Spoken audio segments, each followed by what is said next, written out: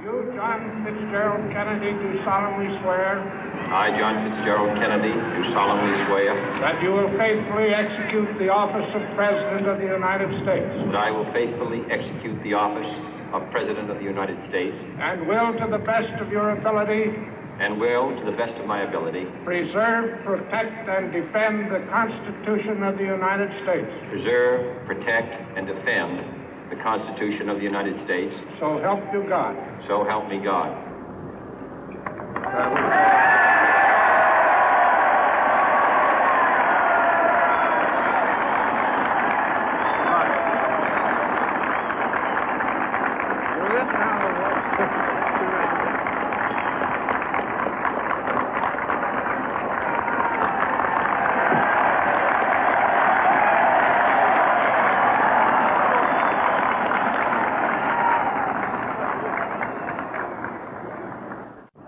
Vice President Johnson, Mr. Speaker, Mr. Chief Justice, President Eisenhower, Vice President Nixon, President Truman, Reverend clergy, fellow citizens.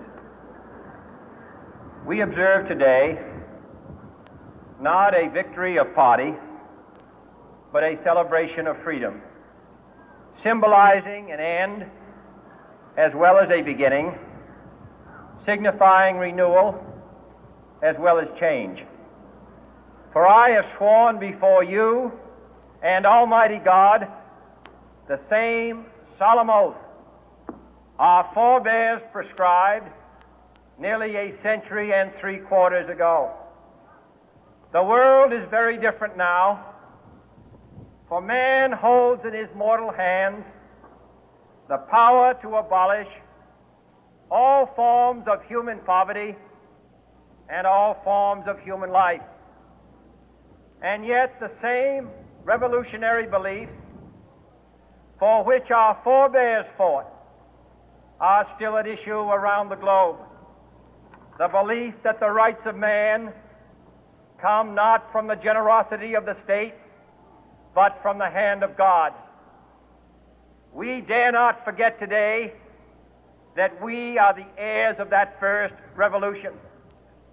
Let the word go forth from this time and place to friend and foe alike that the torch has been passed to a new generation of Americans born in this century, tempered by war, disciplined by a hard and bitter peace, proud of our ancient heritage, and unwilling to witness or permit the slow undoing of those human rights to which this nation has always been committed and to which we are committed today at home and around the world.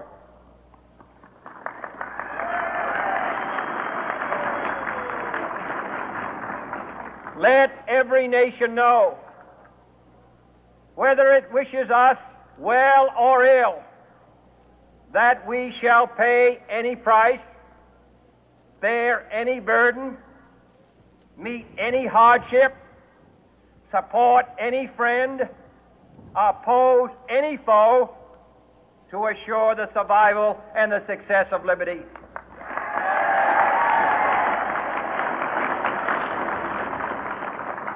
This much we pledge and more. To those old allies whose cultural and spiritual origins we share, we pledge the loyalty of faithful friends. United, there is little we cannot do in a host of cooperative ventures. Divided, there is little we can do, for we dare not meet a powerful challenge at odds and split asunder. To those new states whom we welcome to the ranks of the free, we pledge our word that one form of colonial control shall not have passed away, merely to be replaced by a far more iron tyranny. We shall not always expect to find them supporting our view, but we shall always hope to find them strongly supporting their own freedom, and to remember that in the past, those who foolishly sought power by riding the back of the tiger ended up inside.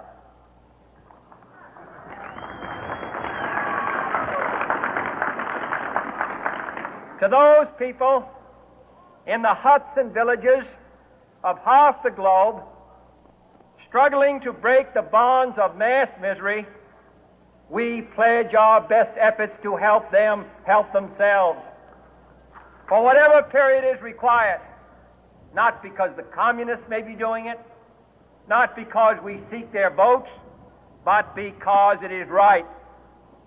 If a free society cannot help the many who are poor, it cannot save the few who are rich.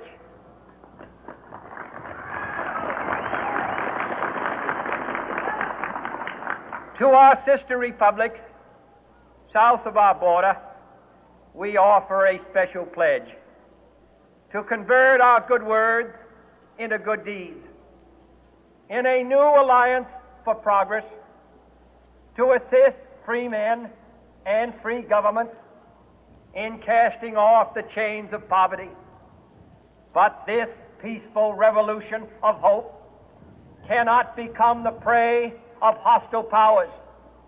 Let all our neighbors know that we shall join with them to oppose aggression or subversion anywhere in the Americas.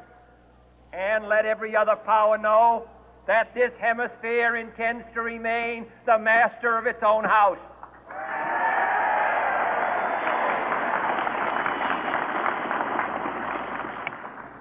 To that World Assembly of Sovereign States, the United Nations, our last best hope, in an age where the instruments of war have far outpaced the instruments of peace, we renew our pledge of support to prevent it from becoming merely a forum for invective, to strengthen its shield of the new and the weak, and to enlarge the area in which its writ may run. Finally, to those nations who would make themselves our adversary, we offer not a pledge, but a request that both sides begin anew the quest for peace. Before the dark powers of destruction, unleashed by science, engulf all humanity in planned or accidental self-destruction, we dare not tempt them with weakness, for only when our arms are sufficient beyond doubt can we be certain beyond doubt that they will never be employed. But neither can two great and powerful groups of nations take comfort from our present course, both sides overburdened by the cost of modern weapons, both rightly alarmed by the steady spread of the deadly atom, yet both racing to alter that uncertain balance of terror that stays the hand of mankind's final war. So let us begin anew, remembering on both sides that civility is not a sign of weakness, and sincerity is always subject to proof. Let us never negotiate out of fear, but let us never fear to negotiate.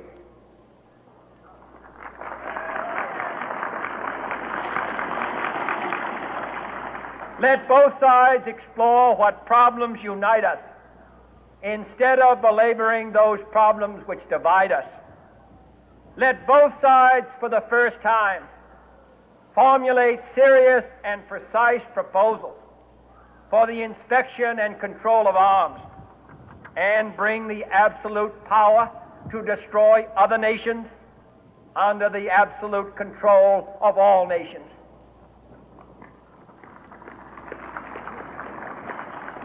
Let both sides seek to invoke the wonders of science instead of its terrors. Together, let us explore the stars, conquer the deserts, eradicate disease, tap the ocean depth, and encourage the arts and commerce. Let both sides unite to heed in all corners of the earth the command of Isaiah to undo the heavy burden and let the oppressed go free. And if a beachhead of cooperation may push back the jungle of suspicion, let both sides join in creating a new endeavor, not a new balance of power, but a new world of law, where the strong are just and the weak secure and the peace preserved. All this will not be finished in the first 100 days, nor will it be finished in the first 1,000 days, nor in the life of this administration, nor even perhaps in our lifetime on this planet. But let us begin.